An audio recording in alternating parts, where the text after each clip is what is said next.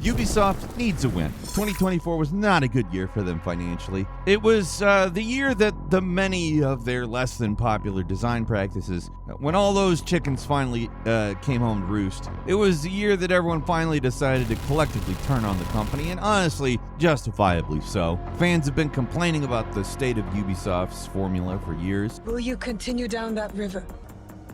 Or choose another path? But for whatever reason, we're now at the point where those complaints have finally manifested into mainstream disinterest. Ubisoft games just aren't selling like they used to, which is a big problem for an outfit as big as Ubisoft is. They need to sell big numbers to keep their international chain of developers working at max capacity, and those sales did not happen in 2024. It's one financial disappointment after another. Avatar, Frontiers of Pandora, Skull and Bones, Prince of Persia, The Lost Crown, Star Wars Outlaws, they all underperformed according to Ubisoft. And it's not necessarily that those are bad games. The Avatar game, surprisingly good. Prince of Persia, The Lost Crown as well. I mean, it was kind of unfair to expect what they expected there, but it's a great game. The less said about Skull and Bones and Star Wars Outlaws, the better right now, though. The situation has been so bad, they're actually considering a buyout or selling the entire studio to whoever is willing to pay. A recent deal with Tencent fell through because the founders wanted to keep control of the company, and when you're owned by somebody, that's not how it works. So honestly, yeah, you can say there were some big problems with some of the games. You exclude Skull and Bones, and all the games I mentioned are decent games. You exclude Star Wars Outlaws, and, well, they're actually very good games. Some of the best the studio's put out in years. They're finally starting to evolve their formula, but it's kind of too little too late. So with all that said, there's a pretty big question mark on top of the new game about the oath that murderers take. Hi folks, it's Falcon, and today on gameranx we're going to talk about how much is riding on Assassin's Creed Shadows. A lot. I mean, this game needs to be a success. Assassin's Creed is their premier franchise, and while Valhalla may have been responsible for a lot of fans giving up on Ubisoft in the first place, it was without a doubt a massive hit. It sold over 20 million copies and earned over $1 billion. That's a B in revenue. That game's success has been a double-edged sword. It made a lot of money, but I mean, for, I guess, lack of a better way of putting it, it also just bludgeons you with sort of endless content. I'm using the word very deliberately here to convey what people think of the word content. I can see why, for a lot of people, enough was enough. It was a game where people were finally getting fed up with the Ubisoft formula, like, full-blown. The funny thing, I don't think Valhalla is bad at all. I think it's a good game. It's just really long, it's really bloated, and it's ultimately pretty formulaic. It wears out its welcome, I guess is the way to put it. To really enjoy Valhalla, you have to play it until you're sick of it, and then put it down for like a week, and then play it until you're sick of it, and then put it down for like a week. And you're going to do that at least twice. You're going to put it down for a week at least twice while playing it to really enjoy the game, which is not good. The game was an endurance test. It did not do enough to advance Assassin's Creed as a series. Shadows, Assassin's Creed Shadows, the new one, is supposed to be that evolution. The game where Ubisoft finally innovates their stale gameplay systems and updates all the tired cliches. I don't know if it's actually going to or not, but from all the previews going around and all the pre-release information, it does seem like Ubisoft really wants us to think of this game as a new beginning for the series. It's not just that Assassin's Creed Shadows desperately wants us back either.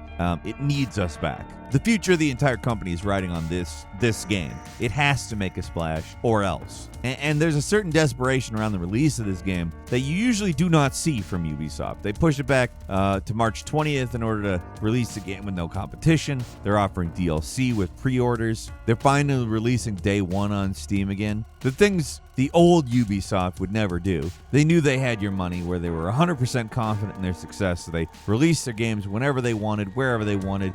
Expensive DLC passes be damned. In this new punished Ubisoft era, they're actually doing things people like, and while it's clearly all from a place of desperation, I mean, it's nice to see somebody learning the lesson. There's 100 different things I could point to right now of people who just refuse to learn the lesson. Just do what people want you to do and it'll work. So, I mean, to some extent, we do have to look at this as an aberrant situation. Desperation or no, I don't really care why. They're doing what we want them to do, at least. So so let's at least hear them out. One thing they're trying to do is show they're pretty serious about PC support. On top of just straight up releasing the game on Steam day one, they recently put out a trailer specifically to show off all the PC support features, including the stuff you'd expect, like access to all the AI upscaling tools and ray tracing features. But they also mentioned stuff like built-in benchmarking tools and a wide range of support for low and medium-end systems, meaning optimization, perhaps. I don't know. We'll see.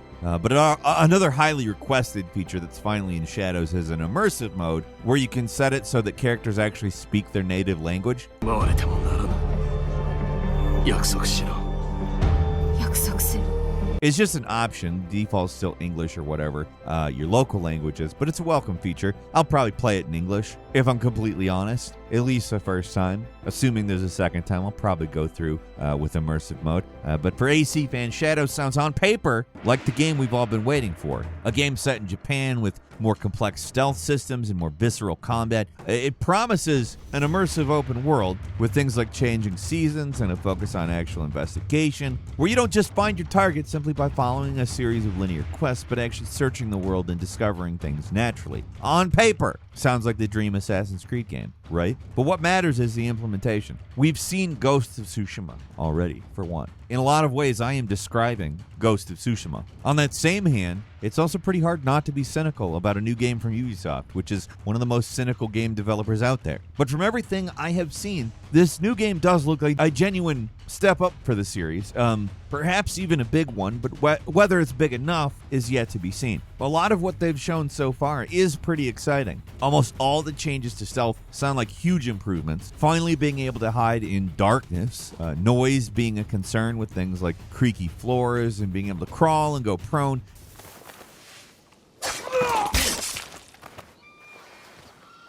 It's all very intriguing, and these are long requested changes. You can put out lights, like in Splinter Cell, or even just stuff that existed on PlayStation and Nintendo 64. I don't know why, for whatever reason, you can't put lights out. I don't understand that. I like that you're going to be able to do it here, though.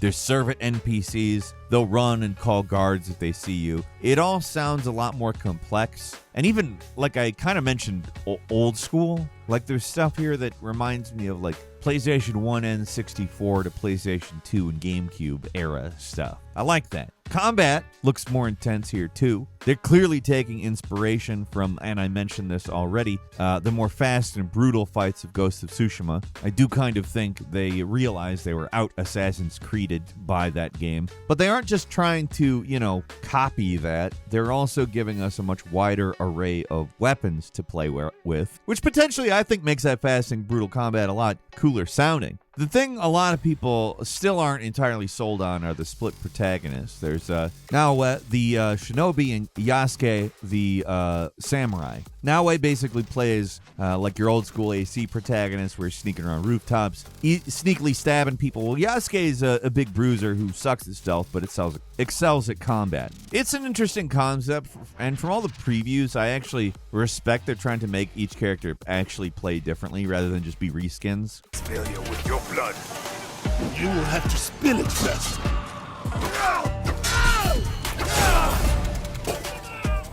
But also, Yasuke, the sort of big bruiser style, it makes the game sound less interesting mechanically. I don't know that that's the truth, of course, but Naoe gets access to all the cool ninja tools, like a grappling hook. She can run on walls, hide in tight spaces, all these interesting tricks.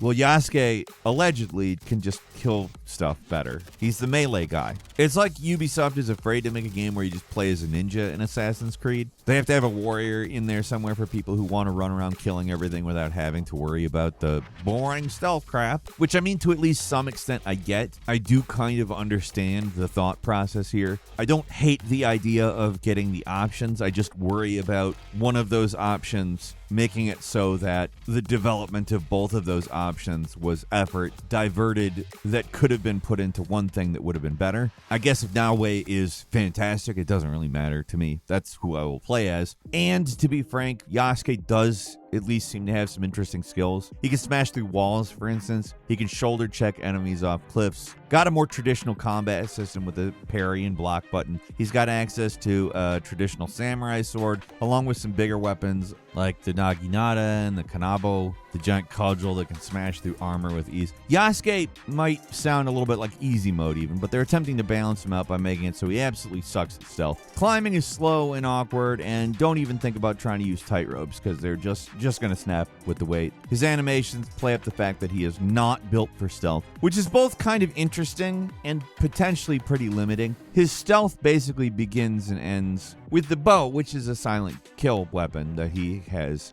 access to that Naoe doesn't. She can be worse in combat, but she actually sounds more unique and interesting as a character to play as, at least from the previews. Instead of a standard parry, she has deflect, where she repositions after well-timed block, moving around to attack the enemy from behind, but that leaves her vulnerable to getting stabbed in the back. It sounds like the guys you fight are going to be more aggressive in general, too. They're not afraid to gang up on you, and they can probably easily overwhelm the much squishier but stealthier Naoe. Shadows might be attempting to modernize the formula in a lot of ways, but it's also bringing back a few old gameplay staples of the series. For one thing, you can no longer climb absolutely everything. Certain mountains and smooth surfaces can't be climbed. You need an actual handhold to get anywhere in AC Shadows. And honestly, that should allow for more interesting and complex world design. Just because it works in Breath of the Wild doesn't mean it works everywhere. Sometimes the limitation is good, and I think that in terms of Assassin's Creed, that limitation it's necessary. So you can't just go wherever you want anymore. That allows the designers to come up with more carefully curated locations that are more rewarding to explore. Changing seasons could also affect the level design, like winter freezes that can be walked on. I've seen some previews that are skeptical about the whole weather system, saying it doesn't seem to change much in terms of gameplay, which may be true, but it seems like these seasons are more like measurements of time rather than strictly a gameplay thing. See, the seasons in the game tie into this whole scout mechanic, where you can recruit scouts to do various things for you. They can be used to help narrow down objectives, and the game doesn't tell you their exact locations. They're needed, though, to smuggle supply caches from well-guarded locations. Once you use a scout to smuggle stuff, they can't be used again until the season passes, which is when all the scouts complete their jobs. How the open world exploration works sounds like they took exploration mode from the RPG trilogy and expanded on that. Getting around isn't about following simple waypoints. You're given descriptions of where to go, or you might need to find clues to direct you to the proper area to continue. It sounds like you'll almost always have access to all the clues you need to get the targets, or just uncover a point of interest, but you can also send scouts in the world map to find things for you. The more scouts spent, the larger radius of the area searched. Resources the scouts can collect can be used back at the hideout, which is a customizable location. You can build structures that boost your characters or unlock new features, sort of like the Ravensthorpe from Valhalla, only you can control where the buildings go, and you can design and decorate the place as much as you want. Another big change is that they're finally removing the bird drone from the RPG trilogy. It was an impressive graphical flex in Origins, but it was so powerful there was never any reason not to use it, and actually going around marking everyone was slow and tedious. It made the first part of sneaking into any given location a chore. You had to hunt down and mark everything. Shadows removes the system and replaces it with Observe, which is the same thing, only a little weaker. Serves the same function, marks points of interest, and flags enemies, but you're stuck on the ground to do it. And specifically, Yasuke's version of it is more limited. He can only mark a few guys, while Naoe gets extra skills, like being able to mark enemies through walls. The biggest concern with Shadows is if all these changes are actually enough. Some of the previews I've seen make it sound like this plays mostly the same as the old entries, and maybe that the stealth mechanics don't really shake things up enough. I've read other previews that are a lot more glowing and appreciative of what's going on in Shadows, so right now it's really hard to say whether Ubisoft actually turned things around here or not. A lot of the features do look suspiciously similar to previous games. Loot appears to be random again. The investigation system seems very similar to Hunting the Order from Valhalla, and there's still tons of resources you have to collect to upgrade. There's experience levels and assassinations that can fail, like in recent RPG games, and if you're not high enough level, it looks like you only do partial damage. I saw you coming. when attempting to use stealth kills. A lot of what we're getting here looks very similar to what we've seen in other Assassin's Creed games in terms of controls and the basic gameplay loop, but with more options for stealth, more complex levels, and improved combat. It has the potential to be the best Assassin's Creed game yet. Like, hunting the Order from Valhalla doesn't necessarily have to be bad. Like, certain contexts could make that mechanic good, or at least better than in Valhalla. It's not like it was terrible in Valhalla or anything, but I think the context really does have a lot of effect. And I'm not sure I'm sold on the split protagonist entirely. This story kind of looks, from what we've currently seen, a bit bland and uninteresting. There is potential, I'm not going to lie, I can see that in terms of narrative. It's just I'm not sure we've seen it. I'm not looking forward to the damn Animus hub. We're already stuck with the crappy Ubisoft launcher on PC. I don't understand why we need another piece of bloatware to get between us and playing the game. I know Ubisoft wants to upsell this concept, but I don't care. It sounds stupid and pointless no matter how they try to spin it. Anyone who's gotten the opportunity to experience the joy of trying to play a Call of Duty game knows how absolutely awful these kinds of unified launchers can be. They just make trying to actually play a game more annoying. Like, trying to quarantine off the modern day storyline bits into this thing makes the modern day story stuff even more inconsequential. This is one idea that really should have been jettisoned with their plans for whatever Assassin's Creed Infinite was originally going to be. Maybe by some miracle the Animus hub won't be absolutely terrible and it'll just be unnecessary. But with so much riding on this one game's success, trying to force something that nobody wants into the package seems a little counterproductive. But that's Ubisoft for you. It seems like they're incapable of just doing it right. Even if all the signs point to the game being good, they gotta throw in some bullshit. It's disappointing because otherwise everything else about Shadows looks and sounds pretty promising. A longtime fan of the series who both likes the game and is well aware of the flaws, the many varied flaws. It's possible Shadows could be the revitalization of the series that it needs. The developers behind Assassin's Creed Shadows really want to bring fans back, and at least looking at the previews, all the information they've released so far looks like they're doing the right things, but also you can't really say that for sure until you played the game. We'll see if this is the game mainstream audiences really want, or if the page is really finally starting to turn on open world games. It's a volatile market, and games that traditionally were surefire hits are underperforming right now. I mean, it's not even just games, like large entertainment properties that were once guaranteed hits regardless of quality across the board, whether it's Marvel movies or Indiana Jones and the Dial of Destiny or the second Joker movie. Audiences are not quite automatically sold on big. Like, unless you're Call of Duty, there's no certainty of success. And what I just said should make Call of Duty fairly nervous. Assassin's Creed Shadows could turn out to be a good game, even a great one, but it still might not be enough to turn Ubisoft's fortunes around. For me, all I really care about is good games. The business aspect of this is a curiosity and something interesting to follow and talk about. But for me, ultimately, I would rather see a struggling Ubisoft make a great game over a dominant Ubisoft making a bunch of mediocre slop. At this point, we don't know exactly what Shadows is going to be, whether that is a great game or, unfortunately, the possibility of it being mediocre slop is there. But they definitely want the game to be a success, and we'll see if they pull it off. Either way, you can just use Ubisoft Plus. It's on there day one, and that's a whole lot cheaper than actually buying the game. So if you're curious, just do that. That's all for today. Leave us a comment. Let us know what you think. If you like this video, click like. If you're not subscribed, now's a great time to do so. We upload brand new videos every day of the week. Best way to see them first is, of course, a subscription, so click subscribe. Don't forget to enable notifications, and as always, thank you very much for watching this video. I'm Falcon. You can follow me on Twitter and book me on Cameo at Falcon the Hero. We'll see you next time right here on gameranx.